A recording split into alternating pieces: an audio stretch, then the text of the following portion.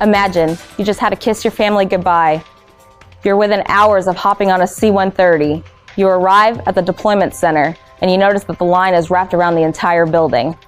As you're standing in line, you're looking at your long, daunting checklist and realize that you haven't moved in the last 5 minutes. You think to yourself, what could possibly be the problem? And behind the scenes, we're trying to push out over 1,000 airmen to get boots on ground in country within 72 hours. As a defender, I know these times are hectic, stressful, and busy. But we have your solution.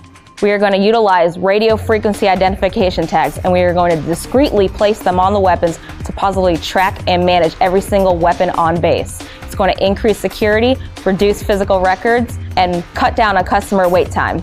As you can see, you have a variety of different RFID tags. The reason is because there's over 85 different types out there depending on what item you are trying to track. Currently, it takes 3 weeks to complete a 100% weapons inventory. With this system, this is a game changer. As you can see, it is being done instantly. We have spent over 18 months conducting thorough research with various vendors and landed on 2 select vendors that are willing to work with us and innovate to link our 2 squadrons. Security Forces details over 700 airmen a day and over 1,000 weapons. That is why we need this. And the Logistics Readiness Squadron services over 28,000 base personnel for contingency deployments and specialty trainings, and we account for over 89,000 line items. So, radio frequency identification is not necessarily anything new. We've been utilizing it for years in the logistics field to track cargo pallets going to and from the area of responsibility.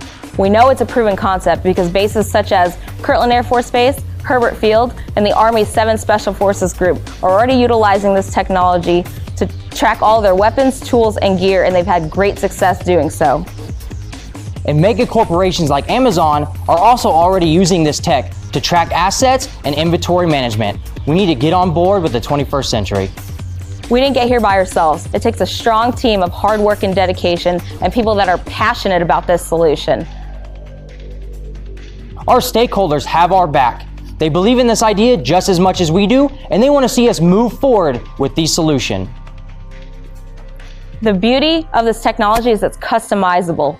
We can utilize a 2-factor authentication with a common access card to digitally assign a weapon to a member. The second is it has embedded Air Force forms such as your shooting qualification and your hand receipt that which will allow us to comply with Air Force regulation. And finally, we can tailor it to alert us when weapons are due for inspections and inventories.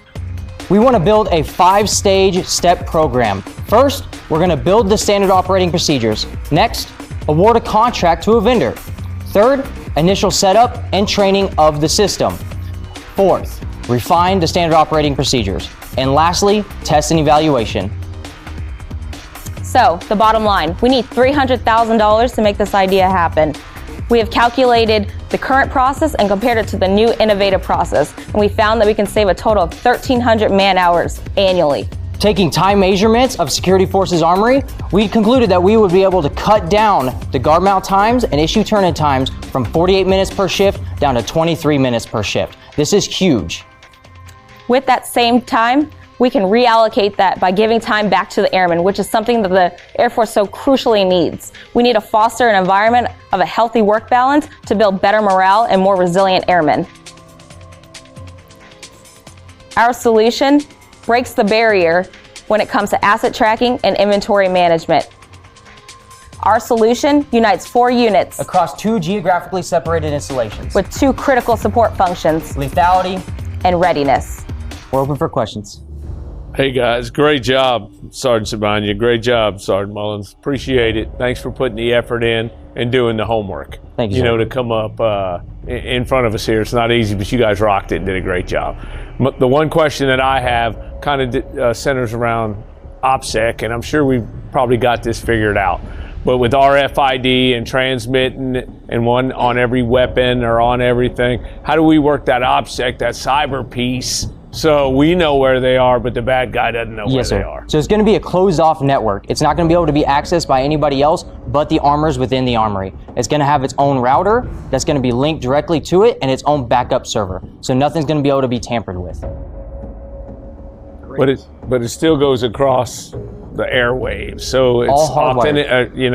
encrypted on each end, or? Yes, sir. great brief as well. Now, I was very interested when you say that Hilberfield and Kirtland are already doing this. So the product and the concept that you're looking for funding on, where is that different than what is already being implemented at those two bases? So they all have a variety of different vendors. Some have more capabilities than others. 7 Special Forces Group actually has the vendor that we are actually going for. They have the maximum amount of capabilities to fit both of our needs and our mission sets.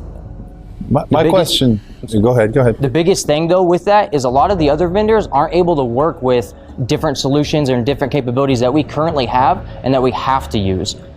So on the LRS side, they're looking at interfacing with the supply system, stuff like that, that the other vendors don't have that capability of doing so. My question kind of tags along the same thread, so I'll kind of chime in here on why do you think we haven't done this anywhere else before, right? So we've got the 2 bases that we're doing it.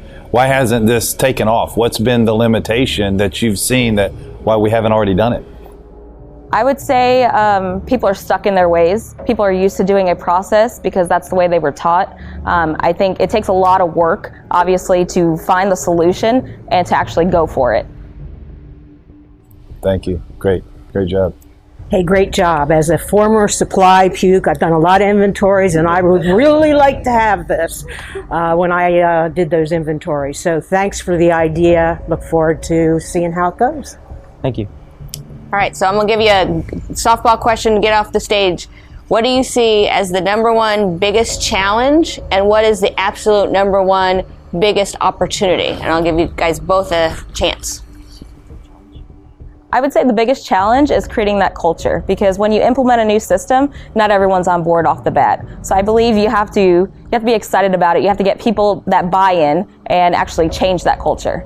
And I'm sorry, what was the biggest opportunity? The biggest opportunity, we're going to dramatically change our process. I mean, currently, if anyone's been to a logistics warehouse, it is done extremely manually. So to see that opportunity of that change and see how we can literally take it to the next level is pretty exciting. Each chip's linked to the weapon or linked to the equipment serial number.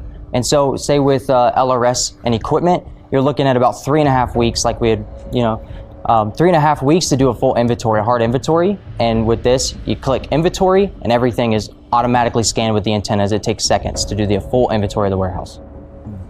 Nicholas, so you as a defender, yes, right? Sir. So I've been out, I've watched you guys train, I've watched how you have to operate austere locations, not always good stuff, rain, mud, weather, you're on the ground, you're getting after it, right? So is this durable? Can Absolutely. These things hold up? Where are you going to put them on the weapon? How do you envision that working? So with the combat arms background, where we're going to put them on the weapon is a discrete location to where nobody can tamper with them without, fully willing to destroy the weapon system. So that's our ultimate goal with that. Now with the durability of these, they are made to be interfaced with all types of weathers. So they're very durable, especially the ceramic ones. And Sergeant Bennett, I think this, correct me if I'm wrong, but if you RFID everything in the warehouse, wherever you go, and that kind of knows GPS, you kind of set yourself up for a scaled operation on, robotics, filing, pulling, the next step. Am I right? Is this the first part of that? Yes, sir. Okay. All right, thanks. All right, team, you guys did a phenomenal job. Thanks for putting all the effort in. Great brief. Thanks for all your sponsors, and taking care of it. And we look forward to the end of the day. Thank you for your time. Thank you.